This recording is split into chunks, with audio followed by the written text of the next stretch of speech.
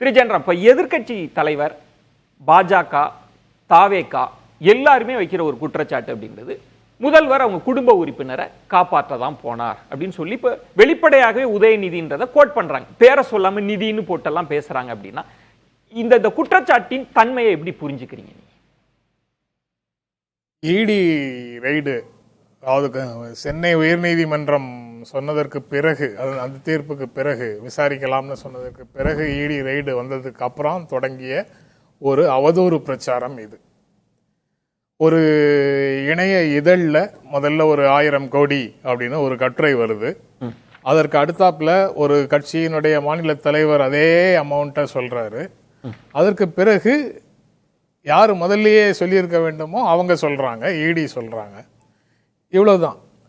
அந்த பிரச்சனை எல்லாத்துக்கும் நீங்க சில பத்திரிகையாளர்கள், சில அரசியல் விமர்சகர்கள், அப்புறம் எடப்பாடி பழனிசாமி, அதிமுக பொதுச் செயலாளர், முன்னாள் முதலமைச்சர் எடப்பாடி பழனிசாமி, தவேக எல்லாரும் அதிலிருந்து உதயநிதியை சுற்றி, அதுக்கப்புறம் வேறு யார் அந்த தம்பி அப்படின்றாங்களே, யார் அந்த தம்பி அப்படின்றது, யாரு பொறுப்புல இருக்காங்க, பொது வாழ்க்கையில இருக்கக்கூடியவங்க யாரு, அவங்கள பத்தி யாரு சொல்றாங்க?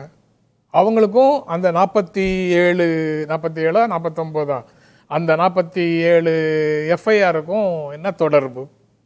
அதுல 35 36 எஃப்ஐஆர் அதிமுக ஆட்சி காலத்திலேயே போட்டது அப்படின்னு சொல்றீங்க. இதெல்லாம் பத்தி ஊரெல்லாம் கை, கண்ணு, காது, மூக்கு எல்லாம் வச்சு கதை சொன்னதுக்கு பிறகு உச்சநீதிமன்றத்தில் என்ன கேட்டாங்க? எதற்காக இடைக்கால தடை கொடுத்தாங்க? அந்த தடைக்கு பின்னால் இருக்கக்கூடிய கேள்வி என்ன? பிரிடிகேட் அஃபென்ஸ் என்ன இதுல அப்படின்னு கேட்டாங்க. இதனுடைய மூல வழக்குல யார் மேல குற்றச்சாட்டு அப்படின்னு கேட்டாங்க. என்ன பிரச்சனை, அப்படியே தான் இருக்கா அப்படின்னு கேட்டாங்க. அதுக்கு எந்த பதிலும் சொல்வதற்கு ஈடியிடம் எதுவும் இல்லை. அவங்க உதயநிதின்னு அங்க சொல்ல முடியாது, அன்பில் மகேஷ்னு சொல்ல முடியாது, வேறு பெயர்கள், டாஸ்மாகோடு தொடர்பே இல்லாத வேறு பெயர்களை சொல்ல முடியாது. அதனால அங்க பேசாம நின்னாங்க. நீங்க எந்த ஈடியால சொல்ல முடியாத பெயர்களை, ஈடியால மூல வழக்குல தொடர்புடைய நபர்கள்னு காட்ட முடியாத பெயர்களை ஈடி விசாரிக்க முடியாது அப்படின்னு சொல்லி உச்சநீதிமன்றம் சொல்லுது. பிஎம்எல்ஏவினுடைய சாரம் அதுதான் அப்படின்னு சொல்லுது.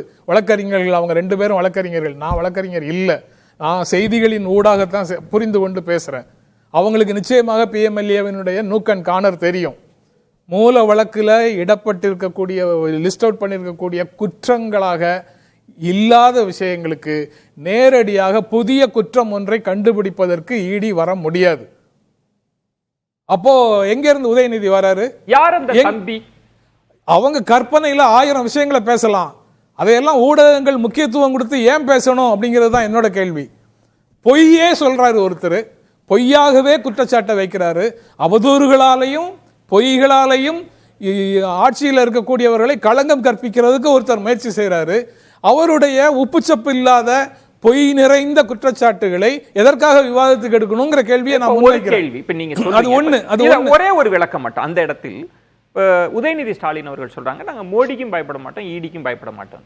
இது எதிர்கட்சி தலைவர்கிட்ட கேட்கிறப்ப, அப்ப ஏன் அபிஷேக் வெளிநாடுக்கு தப்பி ஓடினாரு, பயப்பட மாட்டேன்னு சொல்லி? இந்த வழக்கோடவே தொடர்பு இல்லாத ABCDன்னு 26 அல்பபெட்டையும் எதுக்காக சொல்லிட்டு இருக்கிறீங்கன்னு கேக்குறேன். 46 எஃப்ஐஆர் எத்தனை நம்பர் தெரியல எனக்கு. கிட்டத்தட்ட 36 43 வச்சுக்குவோம். அந்த 43 எஃப்ஐஆருக்கு இந்த பெயர்களோட ஏதாவது தொடர்பு உண்டா? அப்படி இல்லாத பட்சத்துல இடி அவர்களை பற்றி பேசுவதற்கு எந்த விதமான நியாயமும் இல்ல. ஆனா இந்த பயணமே குடும்ப உறுப்பினரை காப்பாற்ற. 2011-12 ஆர் ஆசான்னு ஒரு மத்திய அமைச்சரா இருந்தாரு. அவர் 2Gல அவ்வளவு பெரிய காசு அடிச்சிட்டாரு, இவ்வளவு நஷ்டத்தை ஏற்படுத்திட்டாருன்னு இந்தியாவில் ஒவ்வொரு மூலையிலையும் இருக்கக்கூடியவங்க கதை சொல்லிட்டு இருந்தாங்க. அதுக்கப்புறம் சிபிஐ கோர்ட்டு, நாங்கள் உட்காந்து பார்க்குறேன், ஒருத்தரும் ஆதாரம் கொண்டு வந்து சேர்க்கல, அதனால அவரை விடுவிக்கிறேன்னு சொல்லி விடுவிச்சிட்டாரு. அப்ப எவ்வளவு வருஷம் இந்த அவதூறு பிரச்சாரங்கள் திமுகவுக்கு எதிராக, ஆராசாவுக்கு எதிராக நடந்திருக்குதுன்னு பாத்துக்கங்க. ஒன்னு எக்ஸாம்பிள். இன்னொன்னு, காங்கிரஸ்ல காமன்வெல்த் கன்ஸ்ட்ரக்ஷன் ஸ்கேம் அப்படின்னு ஒண்ணு. எப்போ அதே பீரியட்ல ஐக்கிய முற்போக்கு கூட்டணி மேல களங்கம் சுமத்துவதற்காகவே அவதாரம் எடுத்து வந்தவர்கள் குற்றச்சாட்டுகளை முன் வச்சாங்க. இப்போ இந்த மாசத்துல ஏப்ரல் மேல அவங்க வந்து சுரேஷ் கல்மாடி உள்ளிட்ட அனைவரும் குற்றமற்றவர்கள் என்று விடுவிக்கப்பட்டிருக்கிறார்கள்.